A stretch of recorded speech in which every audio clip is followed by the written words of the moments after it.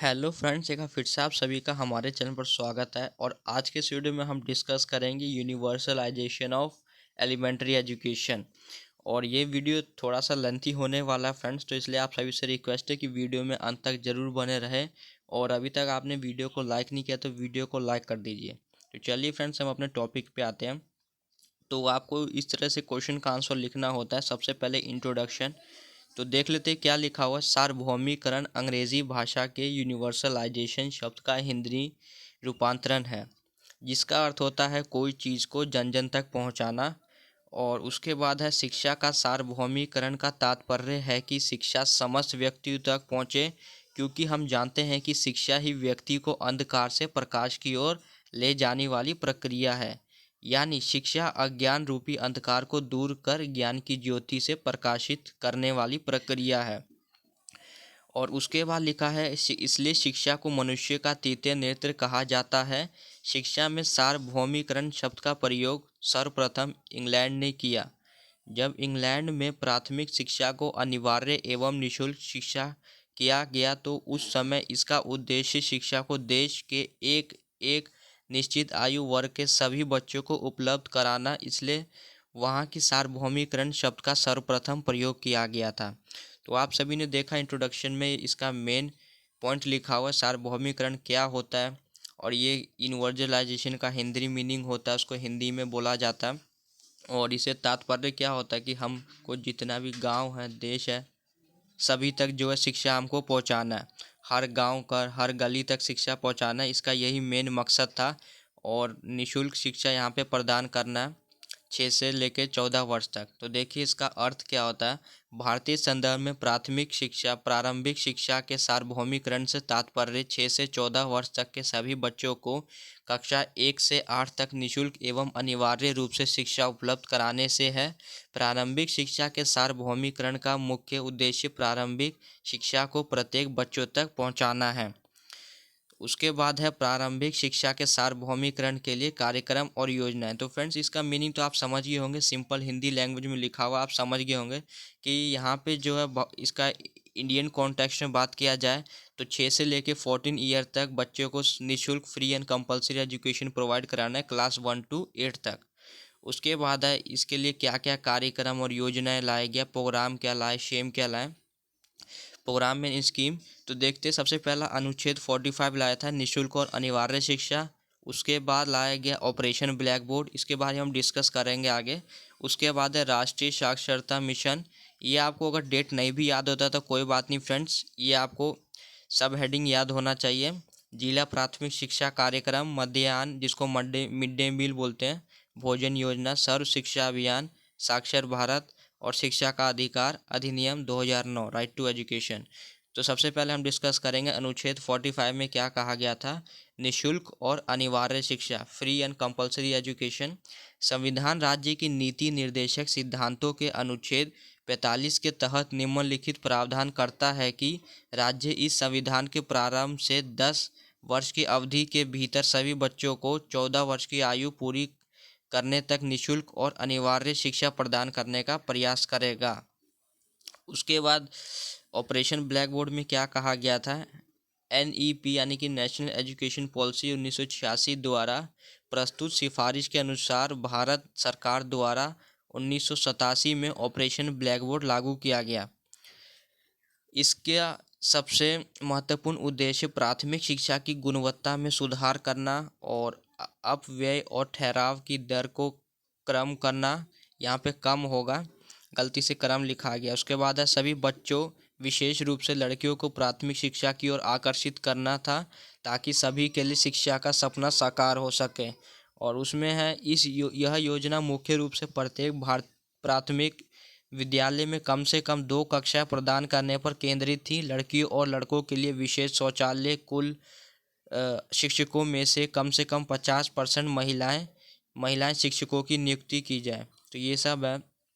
उसके बाद आया था राष्ट्रीय साक्षरता मिशन 1988 में। तो क्या कहा गया था इसमें, राष्ट्रीय साक्षरता मिशन का लक्ष्य 2007 तक साक्षरता दर 75% लाना था। इस लक्ष्य को प्राप्त करने के लिए विद्यालय शिक्षा के साथ साथ प्रौढ़ शिक्षा को भी बढ़ावा देने की योजना बनाई गई। उसके बाद देखेंगे हम जिला प्राथमिक शिक्षा कार्यक्रम लाया गया था 1994 में। यह कार्यक्रम केंद्र द्वारा लाया गया था, यानी कि सेंट्रल गवर्नमेंट द्वारा प्रायोजित था, जिसका मुख्य उद्देश्य प्राथमिक शिक्षा के सार्वभौमिकरण का लक्ष्य पूरा करना था।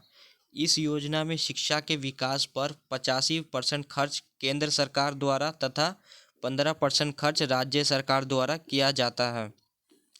उसके बाद यहाँ पे मध्याह्न भोजन योजना 1995 में आए, मिड डे मील।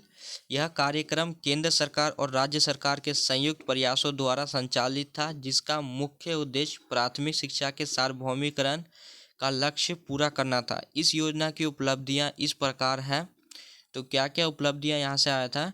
प्राथमिक कक्षाओं में विद्यार्थियों के नामांकन में वृद्धि हुई, क्योंकि गांव कस्बे में क्या होता है फ्रेंड्स, खाने का थोड़ा प्रॉब्लम होता है इस कारण, और उनके पास समय नहीं होता, छोटी उम्र में वो काम करने लग जाते हैं। अगर हम स्कूल में खाना देंगे तो यहाँ पे नामांकन बढ़ेगा। तो इससे हमको ये लाभ हुआ कि नामांकन में वृद्धि हुई, विद्यार्थियों को विद्यालय में रोकने में सहायता मिली, विद्यार्थियों की विद्यालय छोड़ने की प्रवृत्ति में कमी हुई, विद्यार्थियों को पौष्टिक आहार मिला, विद्यार्थियों के मन में विद्यालय के प्रति आकर्षण पैदा हुआ। उसके बाद है सर्व शिक्षा अभियान, SSA 2001 में लागू हुआ था। सर्व शिक्षा अभियान प्रारंभिक शिक्षा के सार्वभौमिकरण के लक्ष्य को 2010 तक प्राप्त करने का भारत सरकार द्वारा चलाया गया एक प्रयास था। इस कार्यक्रम का मुख्य उद्देश्य 2003 तक सभी बच्चों को स्कूल में नामांकित करना और 2007 तक उन सभी बच्चों को साल की प्राथमिक शिक्षा पूरी करना और 2010 तक उन सभी बच्चों को कक्षा 8 तक की प्रारंभिक शिक्षा पूरी करवाना था। यह कार्यक्रम संपूर्ण देश में प्राथमिक और उच्च प्राथमिक विद्यालय शिक्षा सुविधाओं के निर्माण, विकास और सुदृढ़ीकरण यानी कि स्ट्रेंथ में राज्यों का समर्थन करता है, ताकि 6 से 14 आयु वर्ग के सभी बच्चों को गुणवत्तापूर्ण शिक्षा प्रदान की जा सके। इस कार्यक्रम के अंतर्गत उन जगहों पर नए नए विद्यालय बनाए जाते हैं जहां पहले से कोई विद्यालय नहीं है। इस कार्यक्रम के अंतर्गत अतिरिक्त कक्षा, शौचालय, बिजली और पीने का पानी, विद्यालयों के बुनियादी ढांचे में सुधार किया जाता है। यानी कि फ्रेंड जो स्कूल का इंफ्रास्ट्रक्चर है उसको सुधारने का प्रयास किया जाता है। उसके बाद है साक्षर भारत 2009। तो इसमें क्या लाया था? राष्ट्रीय साक्षरता मिशन का नया स्वरूप साक्षर भारत सितंबर 2009 में शुरू किया गया। इसके उद्देश्य इस प्रकार है। साक्षर भारत मिशन का लक्ष्य 2012 तक साक्षरता दर 80% लाना था। महिलाओं और पुरुषों के बीच साक्षरता के अंतर को कम करना। उसके बाद है शहरी और ग्रामीण स्तर पर साक्षरता दर की असमानता को कम करना। उसके बाद है शिक्षा का अधिकार अधिनियम 2009। तो इसको हम राइट टू एजुकेशन एक्ट बोलते हैं। शिक्षा का अधिकार अधिनियम 2009 के अनुसार 6 से 14 वर्ष की आयु के प्रत्येक बच्चे को पड़ोस के विद्यालय में प्रारंभिक शिक्षा पूरी करने तक मुफ्त और अनिवार्य शिक्षा का अधिकार है। यह अधिनियम विद्यालय से वंचित बच्चों के लिए विद्यालय में आयु उपयुक्त प्रवेश के लिए विशेष प्रशिक्षण के लिए विशिष्ट प्रावधान है। उसके बाद है यहाँ पे क्या क्या स्ट्रेटजीज अपनाया गया प्रारंभ यूनिवर्सलाइजेशन ऑफ एलिमेंट्री एजुकेशन के लिए।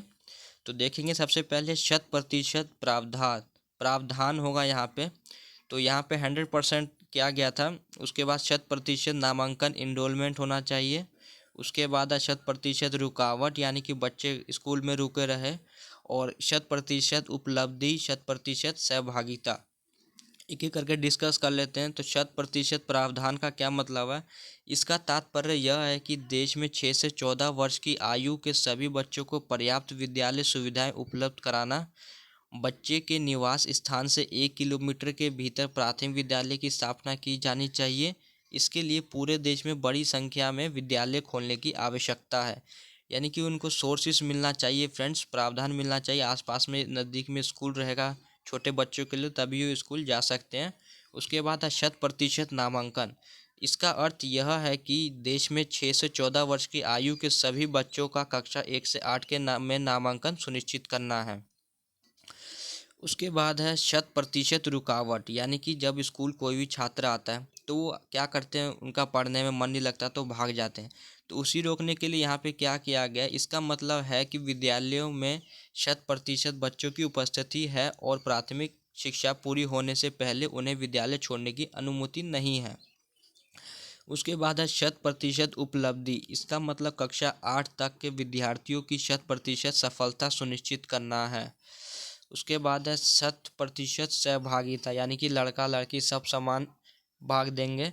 प्राथमिक शिक्षा के सार्वभौमिकरण के लिए समुदाय की भूमिका बहुत महत्वपूर्ण है। सामुदायिक भागीदारी समुदाय की आवश्यकताओं की पहचान करने और प्राथमिक शिक्षा के सार्वभौमिकरण के कार्यान्वयन कार्यक्रम को सुनिश्चित करने के लिए अत्यंत महत्वपूर्ण है। उसके बाद है प्रारंभिक शिक्षा के सार्वभौमिकरण की आवश्यकता एवं महत्व, इसकी क्या नीड इम्पोर्टेंस है। बच्चों की जन्मजात शक्तियों का विकास, समाज की प्रगति में योगदान, राष्ट्रीय विकास, अधिकारों एवं कर्तव्य के ज्ञान, माध्यमिक शिक्षा की तैयारी, दैनिक जीवन की आवश्यकताओं की पूर्ति, निरक्षरों को साक्षर बनाने में सहायक। उसके बाद क्या क्या प्रॉब्लम फेस करना पड़ा था यहाँ पे। सबसे पहले तो राजनीतिक कठिनाइयाँ आया था फ्रेंड्स। हर एक 5 साल बाद कोई ना कोई सरकार बदल जाता है और वो अपना ही नियम लागू कर देता है, तो इसलिए यहाँ पे कहीं ना कहीं चुनौती का सामना करना पड़ा था। उसके बाद सामाजिक कठिनाइयाँ, यहाँ पे जाति धर्म ऊंच नीच जात पात ये सब इसमें प्रॉब्लम रुकावट आया था। उसके बाद है भौगोलिक, यानी कि ज्योग्राफिकल। तो इसमें क्या हुआ था, कुछ ऐसे राज्य हैं भारत में जहाँ पे खाली वर्षा ही होता रहता है, खाली ठंडी है, या कहीं पे भूकंप से घिरा रहा है। तो उस कारण यहाँ पे फ्रेंड्स कहीं ना कहीं इस तरह का वहाँ पे स्कूल तो नहीं खोल सकते हैं, कहीं जंगल है तो उधर ही हम स्कूल नहीं खोल सकते, तो इसलिए कहीं ना कहीं भौगोलिक कठिनाइयाँ का भी सामना करना पड़ा था। उसके बाद आर्थिक कठिनाइयाँ, जो नीची जाति के लोग थे उनके लिए यहाँ पे था प्रॉब्लम। उसके बाद जो है भाषा संबंधी कठिनाइयाँ, भारत में एक भाषा प्रिय राज्य है, इसमें अनेक प्रकार की भाषाएं बोली जाती हैं और प्राथमिक में क्या है मातृभाषा का ही उपयोग किया जाता है, इसलिए कहीं ना कहीं ये भी कठिनाइयाँ था। उसके बाद अध्यापकों की समस्या, हर एक स्कूल में पर्याप्त में टीचर नहीं उपलब्ध होते हैं, इस कारण यहाँ पे क्या बच्चे स्कूल छोड़ के चल जाते हैं, तो कहीं ना कहीं ये भी समस्या रहा है। उसके बाद विद्यालयों की समस्या, विद्यालय की समस्या तो हमेशा से रहा ही है, तो काफ़ी ज़्यादा क्षेत्रों में विद्यालय नहीं खोला जा सकता। इसके बाद है पाठ्यक्रम की समस्या, करिकुलम नहीं है यहाँ पे, कोई फॉलो नहीं किया जाता इसको, और बनाया भी जाता तो उसको फॉलो नहीं किया जाता। उसके बाद है सहयोग का अभाव, सहयोग यहाँ पे नहीं करता, अगर जैसे कि टीचर सब सहयोग नहीं करेंगे, स्टूडेंट सब सहयोग नहीं करेंगे, तो इन सब का कहीं ना कहीं सुचारू रूप से नहीं चल पाता है, तो इसलिए यहाँ पे सहयोग का अभाव बोला जा रहा है। उसके बाद है काल्पनिक नामांकन, इसका मतलब है कि इस स्कूल में क्या होता है, टीचर सबके रजिस्टर में 100 बच्चों का नामांकन तो होता है, लेकिन वहाँ पे जब देखते तो पता चलता है वहाँ पे 10 गो भी नहीं होता है, तो इसलिए यहाँ पे काल्पनिक नामांकन बोला जा रहा है, वो खाली नाम के लिए, लेकिन एक्चुअल में वहाँ पे बहुत कम स्टूडेंट पढ़ते हैं। तो यही सब था फ्रेंड्स, पूरा टॉपिक हमारा कवर हो गया। तो उम्मीद करता हूँ आप सभी को अच्छा लगा होगा, तो प्लीज़ वीडियो को लाइक और चैनल को सब्सक्राइब कर दीजिएगा, और मैंने सभी कोर्स का वीडियो का प्लेलिस्ट बना दिया, वहाँ से देख लीजिए। Thanks for watching this video.